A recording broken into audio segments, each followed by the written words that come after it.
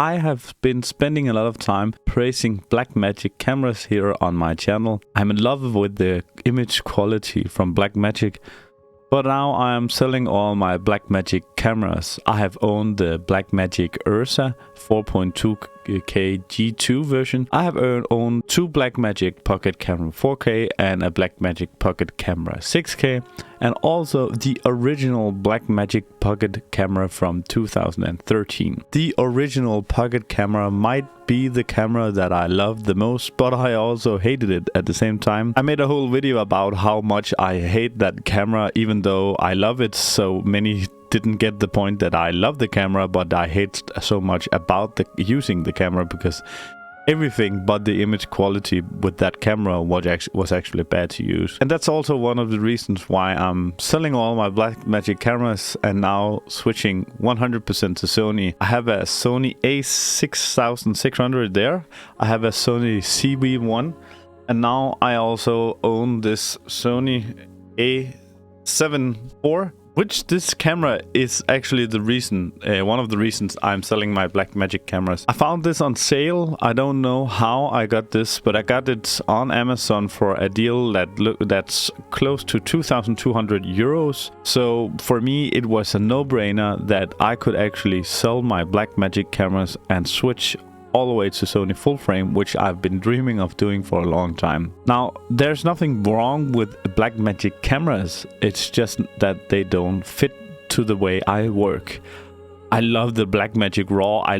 I would say that the image quality from the Blackmagic cameras would beat these Sony cameras to the really much. It's so much better. I really love the image quality. The thing is, the way I work by filming myself the most, or I film like a quick B-roll for another channel that I have about tech. And I've been seeing myself the last year taking out my phone to record all of this B-roll instead of using the Blackmagic cameras. And all of a sudden, a year has passed where I didn't even touch my Blackmagic 4K, not even once. Then that's even though I really love using the camera.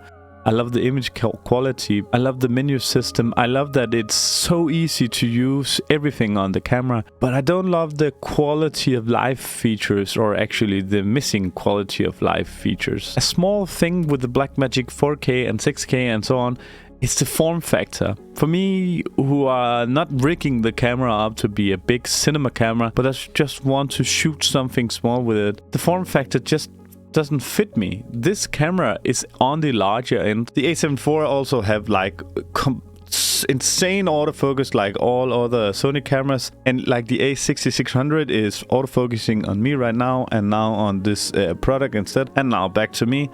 So I could never use the Blackmagic for a face cam like this, because I'm always like putting up products in front of it for close shots like this. But I need to say that it's not because there's something wrong with the cameras I'm selling it. It's just they don't fit the way I work with cameras. I don't work behind the camera, I'm in front of the camera and I'm filming myself, and the lack of autofocus makes it almost impossible to do that kind of work. And the lack of image stabilization and the body size makes it impossible for me to use anywhere else. So I kept the camera around because I wanted to film small private videos, like going around with my family, filming family stuff. But that's where the body size, the size of the camera and the form factor just doesn't fit for me. That's why the pocket, the small pocket from 2013 was really great, because I could actually bring that